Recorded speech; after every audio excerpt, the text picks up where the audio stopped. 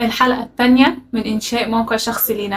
أهلا بيكم في فيديو جديد. أنا سلوى عبدو، ووردبريس ديفلوبر، والنهاردة هنكمل باقي الشرح بتاعنا بتاع السلسلة، ويلا بينا.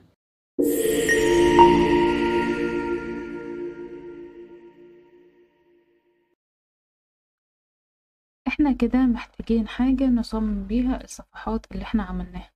في آخر مرة احنا عملنا الصفحات دي، محتاجين بقى نبدأ نصمم الصفحات دي. هنبدأ نصمم الصفحات دي ازاي؟ هنيجي في بلوجن، add new plugin، وهنشوف بلوجن تساعدنا ان احنا نقدر نصمم الصفحة بتاعتنا. عندنا إليمنتور، هننزل إليمنتور عندنا.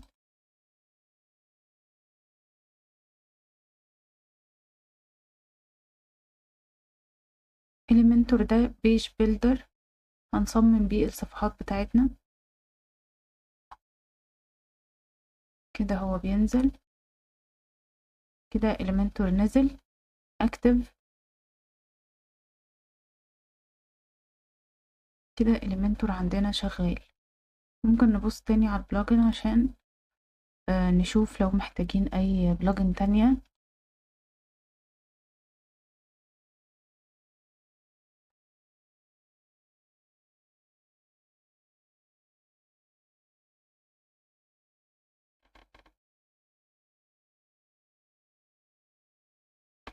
ممكن ننزل دي عادي، وممكن ننزل ستارتر تمبلت. ممكن ننزل دي، احنا ممكن ننزل مجموعة بلوجن كده، وفي الآخر ايه نشيل اللي احنا مش عايزينه عشان لو محتاجين حاجة نرجع لها على طول يعني. اوكي، فاحنا هننزل بلوجن دي كمان.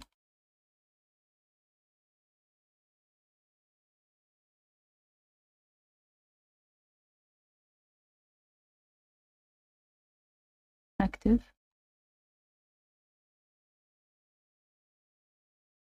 نيجي هنا، هنيجي لستارتر تمبلت وننزلها عشان ممكن تسهل علينا وقت كبير الحقيقة.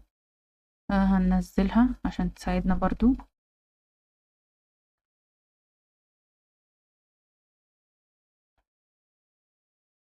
تمام، نزلت. ممكن ننزل ايه تاني؟ يعني ممكن حاليا نكتفي، ولو احتاجنا حاجة تاني هنيجي تاني عادي جدا ننزلها.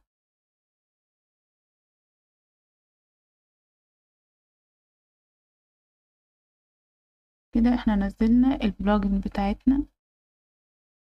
اخرج من هنا.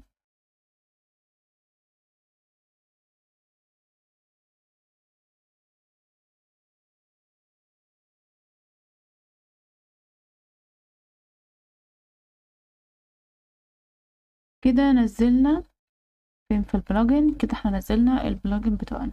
اوكي، هنبدأ ان احنا طبعا هنحتاج، طبعا مش دي البلوجن بس اللي هتخلينا ان احنا نقوم موقع. اوكي، لكن هنبدأ واحدة واحدة. احنا دلوقتي محتاجين ان احنا نصمم الصفحات، فبننزل الحاجات اللي هتساعدنا ان احنا نصمم الصفحات بتاعتنا. اوكي،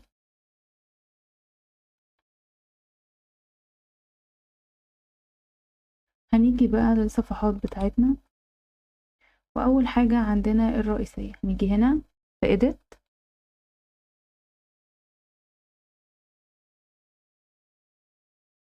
هنلاقي هنا edit with elementor. هنيجي عندها، مش عارفة edit with elementor ظهرت ولا لا. ظهرت. اوكي، تمام. كده دي هنا الداشبورد اللي هنصمم من خلالها. تمام، احنا برضو محتاجين نعمل هيدر وفوتر. يعني نبدأ نصمم الأول.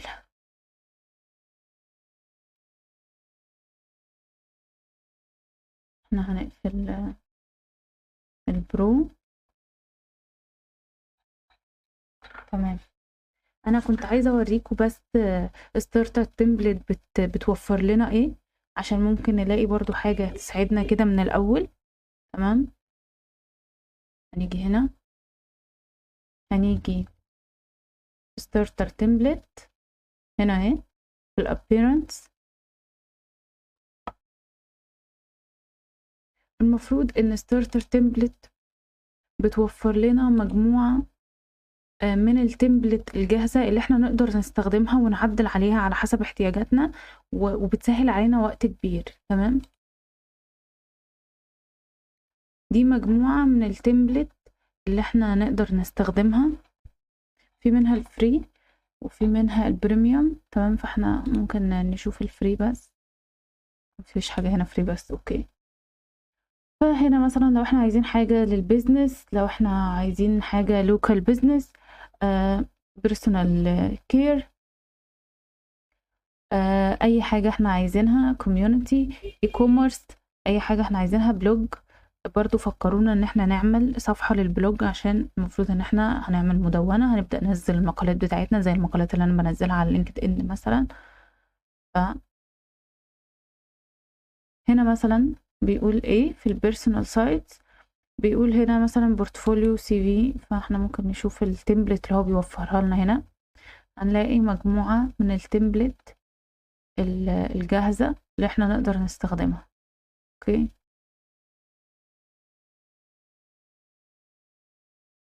ده طبعا حاجة للفاشن، ما عملناش دعوة بالفاشن. ده بريميوم، البريميوم بيكون مكتوب عليه بريميوم، المجاني ما بيكونش مكتوب عليه حاجة. اوكي، دي كلها نماذج بورتفوليو نقدر ان احنا نستخدمها ونوظفها على حسب احتياجاتنا. اوكي، ممكن نشوف حاجة يعني تنفع شوية، وده عشان نوفر وقت برضو ومجهود.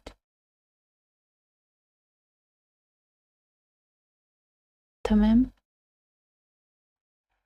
عندنا مثلا ده الشكل ده.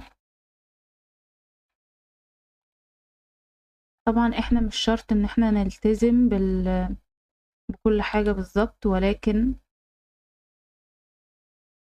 مش شرط نلتزم بكل حاجة بالظبط، نقدر نعدل طبعا على كل حاجة، وعلى الألوان، على كل حاجة حرفيا احنا نقدر نعدل عليها. اوكي، فاحنا بس بنشوف حاجة تساعدنا، ما نضيعش وقت فيها كتير. تمام، لكن طبعا مفيش حاجة هنعرف ان احنا ناخدها مثلا كلها كده ونلاقي كل احتياجاتنا فيها، لا مفيش. تمام، احنا مثلا شفنا ده، ممكن نشوف حاجة تاني برضو عشان يعني نكون شفنا كله. مثلا نيجي نشوف ده، هنا بيوفر لنا الوان، مش عارفة هنا هيبان الالوان قوي ولا لا. هنا مش هيبان الالوان قوي عشان اللون الموحد بتاعه كده باللون ده، الشكل ده، لكن هيبان في موقع تاني. اوكي،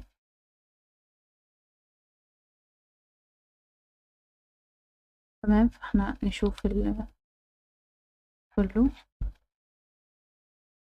كل واحد بيكون على حسب احتياجه.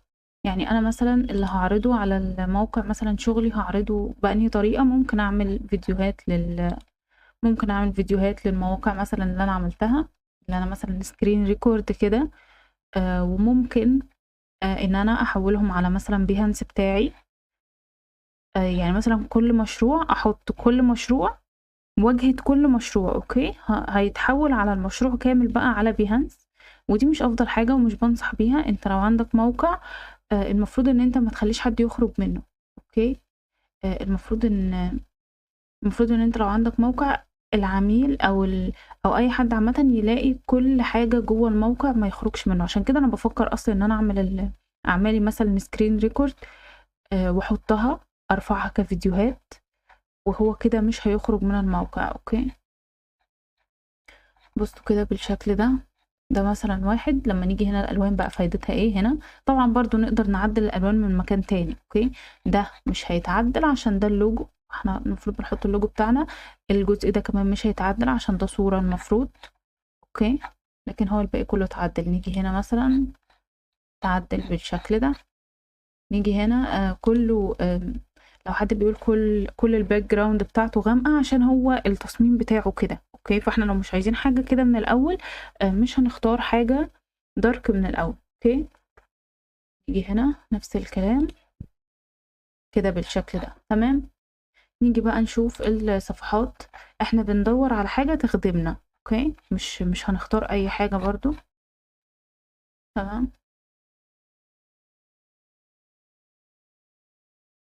فلأ، يعني أنا شايفة إن ده مش قد كده، مش هينفع معانا، هينفع في حاجات تانية، هي أنا شخصيًا مثلًا مش هينفع. أوكي،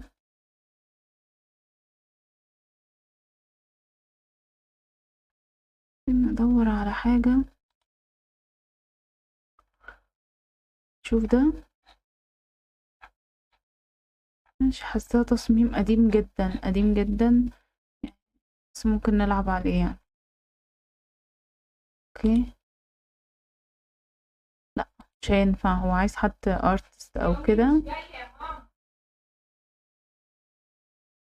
فلأ إحنا ده مش عايزينه. أوكي، ممكن نشوف حاجة تاني. إحنا في الأول طبيعي إن إحنا ناخد وقت طويل عشان نقرر إحنا عايزين إيه، أو عشان نقرر إيه اللي هينفع معانا، وطبيعي جدًا إن إحنا نعمل حاجة مبدئية ونرجع نلغيها عشان شُفنا حاجة أفضل أو هنعمل حاجة أفضل. أوكي، فإحنا المفروض بنشوف حاجة تنفع يعني. ممكن ناخد إيه، يعني ده ممكن ينفع شوية، نيجي ده مثلًا، هنا الألوان زي ما قُلت لكم، نيجي هنا مثلًا كلّه كده بيتغيّر ما عدا اللوجو، لو ملاحظين اللوجو ده إحنا اللي بنغيّره. أوكي، وما عدا الجزء ده عادي برضه ممكن يتغيّر لوحده، كل حاجة حرفيًا يعني ممكن نغيّرها عادي. هي هنا حاطة البورتفوليو بتاعها، إحنا البورتفوليو بتاعنا ممكن نحطه بالشكل ده. أوكي، فاللي هييجي يضغط هنا مثلًا أو على أي حاجة من دول هيتحوّل للموقع مثلًا اللي إحنا عايزينه. تمام كده، بنشوف الباقي، يعني ممكن ده ينفع شوية مع تعديل الألوان حلو، ينفع برضه، بس هنشوف الباقي. تمام، ممكن نيجي نشوف اللون ده كده، كده بالشكل ده، إحنا كده الألوان دي هنلعب عليها تاني يعني. تمام، هنشوف يعني مع بعض إزاي هنقدر نعدل كل ده. تمام، أول واحد هينفع معانا ده. أوكي، هنرجع له تاني بس هنشوف ده الأول.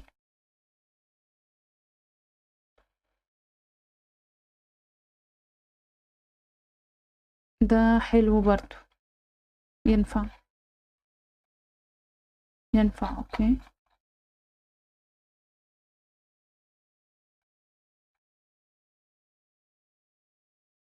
تمام،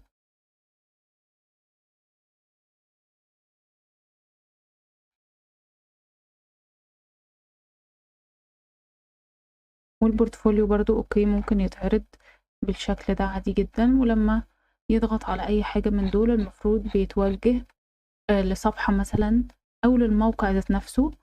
يعني على حسب إحنا عايزين نحط إيه، بنحط مثلًا هنا خلفية الموقع، ولمّا بييجي يضغط عليه بيوصل للموقع وهكذا. أوكي، هو حلو تمام، بس يعني أنا عاجبني أكتر التاني، فممكن نشتغل على ده. أوكي، هنشتغل على ده، شوف كده الباقي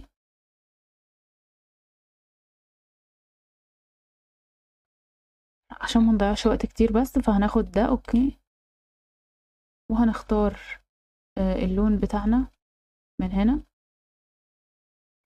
ممكن نرفع اللوجو بتاعنا من هنا يعني، وممكن ما نرفعهوش ونعدله من الموقع ذات نفسه عادي جدًا. تمام، لأ مش عارفة نرفعه دلوقتي والّا لأ، يعني هنشوف، لأ مش هنرفعه دلوقتي، هنعدله لوحده عشان أوريكم بيتعدل إزاي. أوكي، فهنا continue كده مثلًا، خلاص اخترنا اللون اللي إحنا عايزينه، خلاص. أوكي، هنيجي هنا في continue، continue،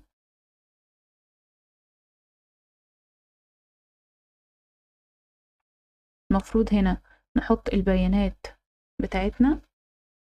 تمام، فمثلًا هنكتب البيانات بتاعتنا عادي جدًا،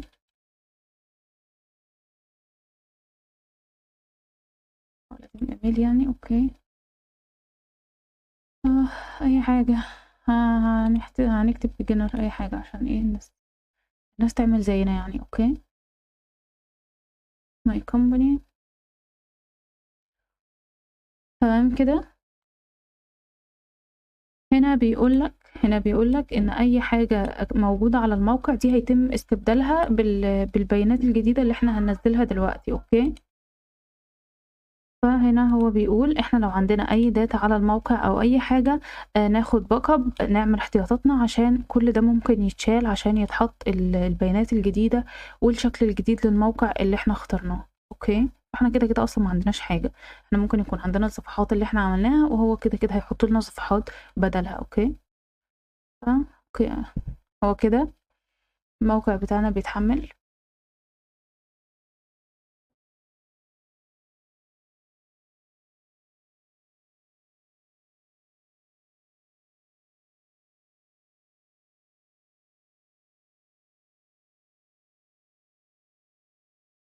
ليه إحنا ما بنيناش من الأول؟ إحنا عادي جدًا نقدر نبني من الأول. يعني ممكن تقولوا لي في الcomment، دي حاجة عادية جدًا، والتعديلات اللي هتكون على الtheme ده أنا عايزة أقول لكم إن إحنا ممكن إن إحنا نقدر نعدّل عليه لدرجة إن ما حدش يعرف أصلًا إن هو template أو إن هو theme وإحنا معدّلين عليه، ما حدش هيعرف حرفيًا، لإن هو شكله هيتغيّر تمامًا من التعديلات اللي إحنا هنعملها أصلًا، تمام؟ فهي دي مش مشكلة كبيرة جدًا، هي دي بس بتنجز لنا وقت، وممكن تدّينا كمان صورة مبدئية أو أولية عن الموقع اللي إحنا هنعمله، عشان ما ناخدش وقت كبير جدًا في إن إحنا نحضّر structure sorry، نحضّر structure للموقع. هياخد مننا وقت كبير وهنقعد نفكّر فيه في وقت كبير. لكن ده بيكون حاجة زي structure جاهز، إحنا بقى بنكمّل عليه وبنبني عليه وبنحسّنه وهكذا، لكن طبعًا مش هيطلع كده، أوكي؟ هو كده بيحمّل.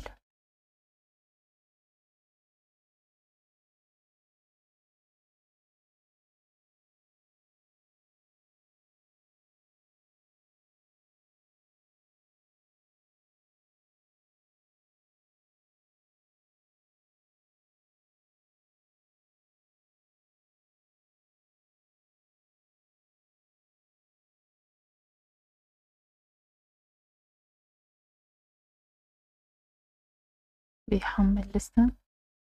كده المفروض هو اتعمل، تمام؟ اتحمّل كل حاجة، فإحنا view your website. طبعًا ممكن نلاقي أخطاء، يعني عشان نكون متوقعين إحنا ممكن نلاقي أخطاء، ده طبيعي وعادي جدًا، تمام؟ ده كده الموقع بتاعنا جميل، أوكي؟ كل ده هيتعدل عليه طبعًا، بس هو ده كده بقى الموقع بتاعنا، ده كده خلاص، تمام؟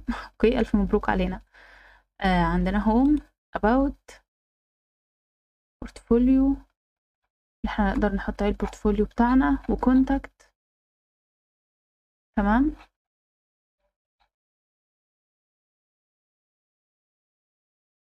أوكي، عايزين بقى نبدأ نعدل واحدة واحدة وصفحة صفحة، تمام؟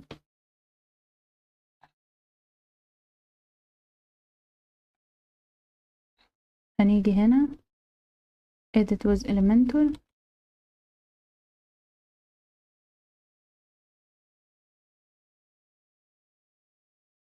وهنبدأ نعدل واحدة واحدة. أول حاجة إحنا الصورة دي مش عايزينها، أوكي، delete، تمام، إحنا مش عايزين الصورة دي، إحنا بس عايزين نروح نتأكد إن الموقع بتاعنا عربي، تمام.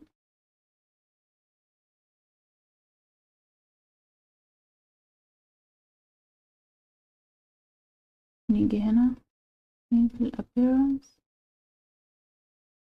لأ مش في ال appearance، في ال setting،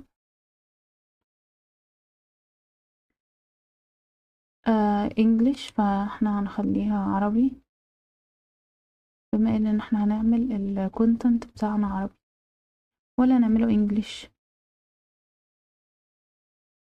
يعني ممكن نعمله English، لأ هنخليه English زي ما هو. ليه English أفضل؟ وعادي هي نفس الفكرة، نفس كل حاجة، هو هيكون أفضل English، تمام. هنبدأ نشيل ال content الجميل ده ونحط ال content بتاعنا، تمام.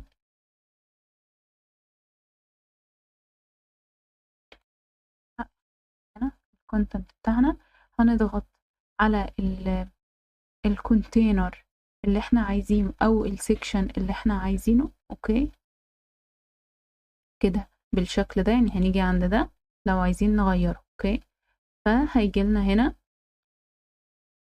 بالشكل ده الكلام اللي احنا هنشيله ونحط الكونتنت بتاعنا او الهيدنج بتاعنا. اوكي نفس الكلام هنا، هنيجي هنا هيجي لنا المحتوى ده هنشيله ونحط الكونتنت بتاعنا وهكذا. اوكي هنيجي هنا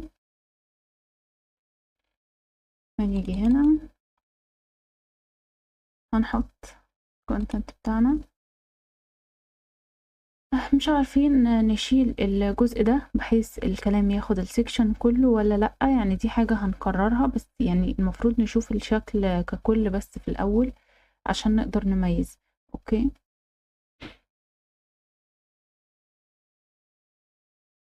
نيجي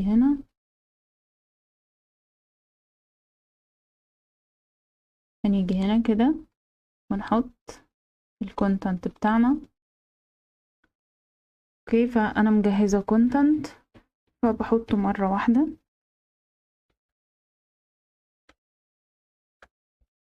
تمام كده حطينا أول سيكشن معانا.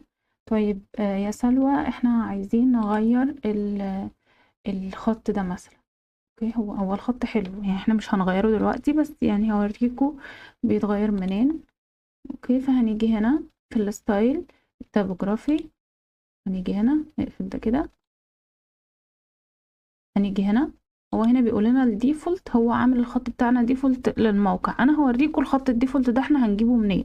اوكي يعني هوريهولكوا دلوقتي احنا هنجيب الديفولت ده منين.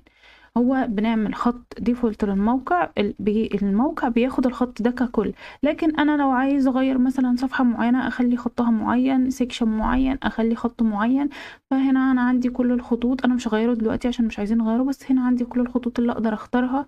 اوكي ويشتغل معايا عادي والخط يبقى زي الفل. تمام وهنا نفس الكلام نفس الفكرة في الستايل في التايبوجرافي، هنا كده نفس الكلام. اوكي فما ننساش نعمل بابلش للتعديلات اللي احنا عملناها، نعمل بابلش تاني لحد ما يجيلنا كده بالشكل ده.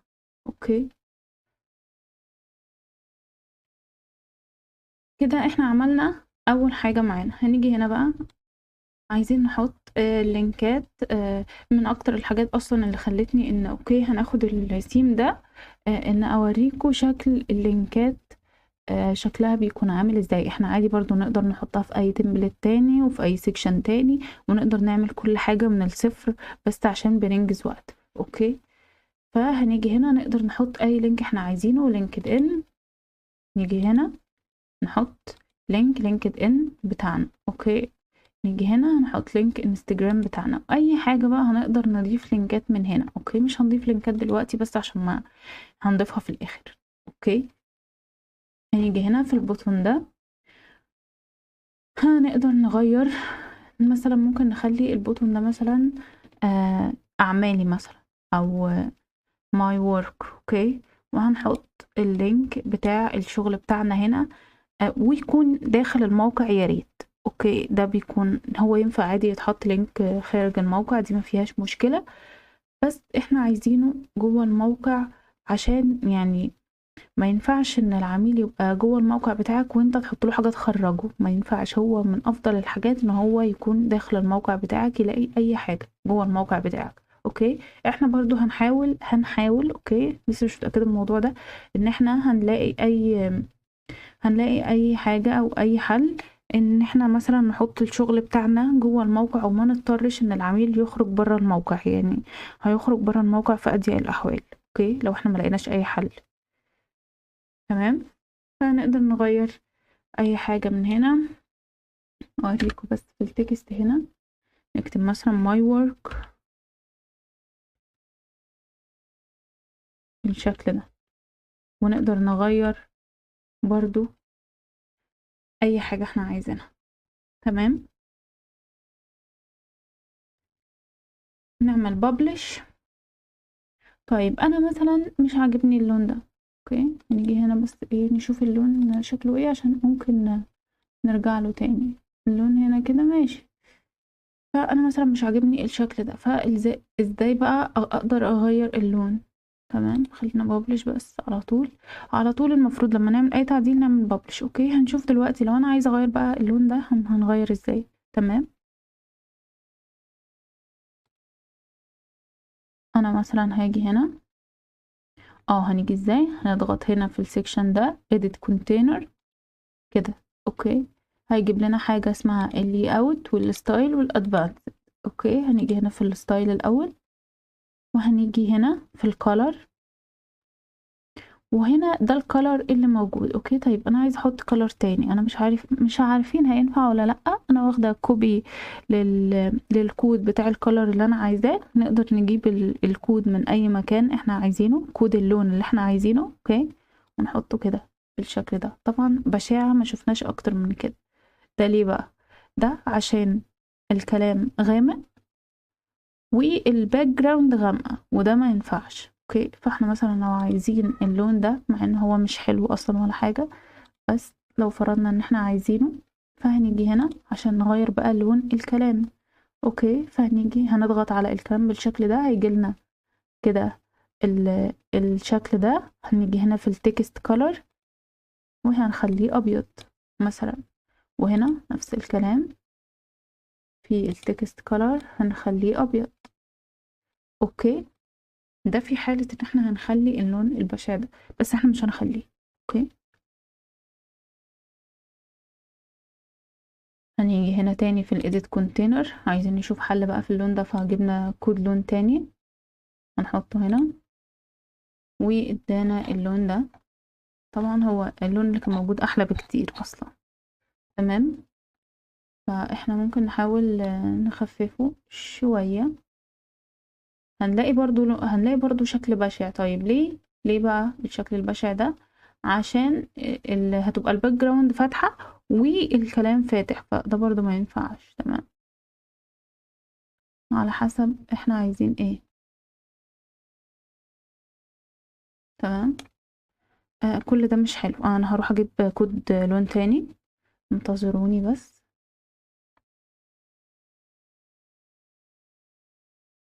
جبت كود تاني، نيجي نشوفه كده. بشع، بشع جدا. ده برضو عشان يعني نفس الفكرة اللي انا قلتلكوا عليها. لا، احنا مش عايزين الالوان دي، هنشوف لون تاني برضو. ده اوكي، يعني جبت كود تاني وطلع بالشكل ده، فاحنا ممكن نخلي ده اوكي، مفيش مشكلة. هنيجي هنا في الايكون، في الستايل، هنيجي هنا في الايكون كولر، خليها ابيض. برضو احنا ممكن نخليهم اي لون تاني، لكن احنا بنخلي الابيض بس مبدئيا آه عشان يبان. اوكي، عشان ده لون غامق. تمام، هنيجي هنا في البوتون ده هنغير لونه برضو. هنيجي هنا في البوتون ده كده، في الستايل، وهنيجي في الكولر هنا. اوكي، وهنحط الكود بتاعنا بتاع اللون. طلع لنا البوتون بالشكل ده. تمام، يعني مش عارفين، لا عايز يبان البوتون، عايز يبان، فهنجيب لون تاني يكون افتح عشان يبان. هنيجي هنا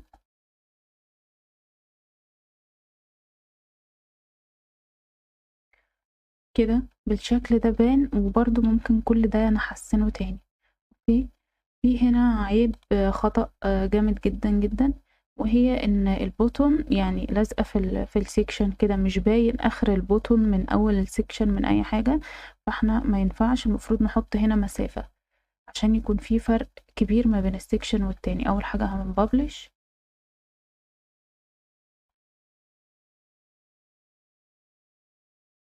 وهنيجي هنا في البوتون زي ما احنا في الادفانسد. هنيجي هنا في البادنج، هما مخلينها توب. البادنج المفروض نحط بوتون، ايوه كده بالشكل ده.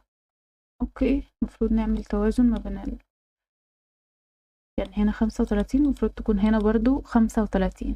اوكي كده بالشكل ده وببلش. تعالوا نشوف ايه اللي احنا عملناه لحد دلوقتي او هيطلع معانا بأنه شكل. هيطلع معانا بالشكل ده.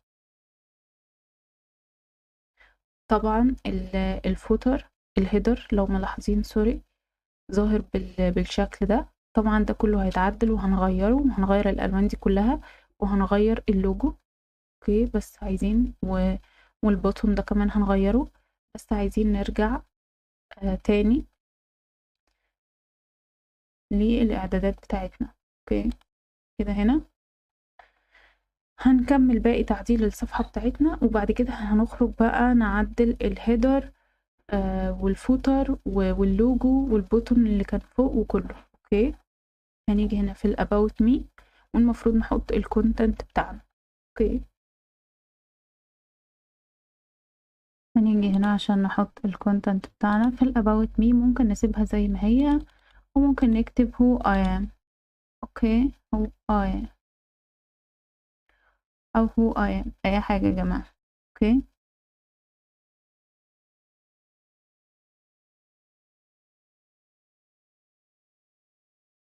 هنيجي هنا في التكست ونشيل ده ونحط الكونتنت بتاعنا كده.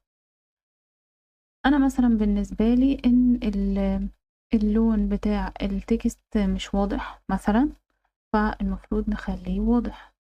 فهنخليه واضح ازاي كده. نيجي هنا هنخليه اسود مثلا عايزين نخليه بولد فهنيجي هنا في الويت وممكن نخليه سيمي بولد او بولد كده بالشكل ده. تمام ممكن يا جماعة نغير كل ده تاني عادي. ممكن نخليه لايت بس يعني انا شايفة ان هو صغير يعني ممكن نكبره برضو كده بالشكل ده. وهنيجي في اللاين هايت كده هنخليه كده بالشكل ده وممكن نرجع نغير كل ده تاني في الاخر لو شكله معجبناش في النهاية. اوكي هنببلش.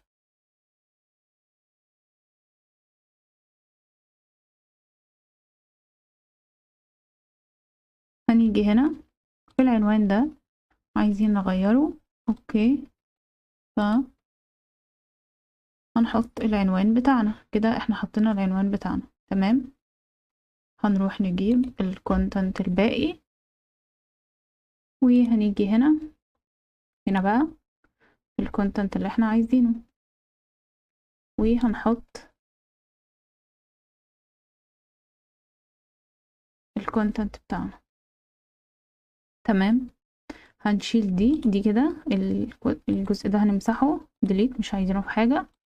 هنيجي هنا برضو بالنسبة لي الكلام مش واضح فهنيجي هنا هنخليه اسود وفي التايبوجرافي هنكبر شوية لاين هايت كده بالشكل ده. انا شايفة ان هو برضو مش واضح بس مش عايزين نضيع وقت فيه كتير. اوكي نيجي ممكن هنا letter spacing ممكن نخليه بالشكل ده. اوكي هنيجي هنا نحط content لينا برضو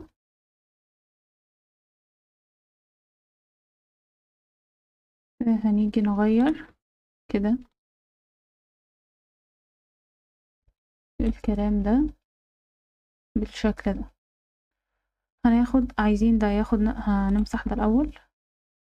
عايزين ده الكونتنت ده سوري الكونتنت ده ياخد نفس الستايل ده فهنيجي هنا كوبي وبيست ستايل كده. خد نفس خد نفس الشكل بتاعه والاتنين اصلا شكلهم مش حلو وهنخليه شكله افضل. تمام هما بالنسبة لي كده مش واضحين وشكلهم مش حلو وممكن نخليهم افضل بكتير جدا. تمام عايزين بقى نغير الالوان اللي ملهاش علاقة بينا دي فهنغير الالوان بتاعتنا. هنيجي هنا كده هنجرب اللون ده. نيجي هنا الاول هنا كده بالشكل ده. نيجي في الستايل وهنلاقي اللون اللي احنا عايزين نغيره ده، نحط الكود بتاعنا ونجرب اللون اللي احنا عايزين نجربه كده بالشكل ده. حلو مش وحش، حلو مش وحش، يعني هو حلو مش وحش، بس احنا عايزين يعني نغيره نشوف حاجة افضل عشان ما يبقاش كله غامق في غامق. فممكن نجرب ده مش وحش برضو. هناخد ده كده، هنيجي عنده وهنيجي في اللون بتاعنا نحط نفس اللون عشان احنا في نفس السكشن، يعني عايزين ندي ايحاء كده ان هم كلهم ايه، من عيلة واحدة. اوكي، يعني حاجة في اليو اكس يو اي عشان نخلي كله سكشن واحد. اوكي، هنيجي برضو عايزين نغير اللون ده، فهنيجي هنا في الكولر ونحط اللون بتاعنا بالشكل ده، وادانا شكل هايل هايل هايل. وده ما كانش شكل الموقع من الاول. يعني هنبابلش كده ونشوف احنا عملنا ايه لحد دلوقتي، بعيدا عن الهيدر اللي كله هيتغير وكل ده، لكن شكله حلو مش وحش. كل اللي تحت ده احنا لسه هنعدل طبعا. اوكي، فلو جينا نقارن ما بين اللي احنا عملناه واللي احنا خدناه والتمبلت زي ما خدناه، سوري، هنشوف الفرق. بس كده احنا هنوقف لحد كده في الحلقة دي عشان ما تطولش عليكم، عشان كده هي طولت جدا. فبس كده، لو عجبك الفيديو ما تنساش تعمل لايك واشتراك وفعل الجرس عشان يوصلك باقي الحلقات الجديدة، وبإذن الله هننزل باقي الحلقات ورا بعض. والسلام عليكم.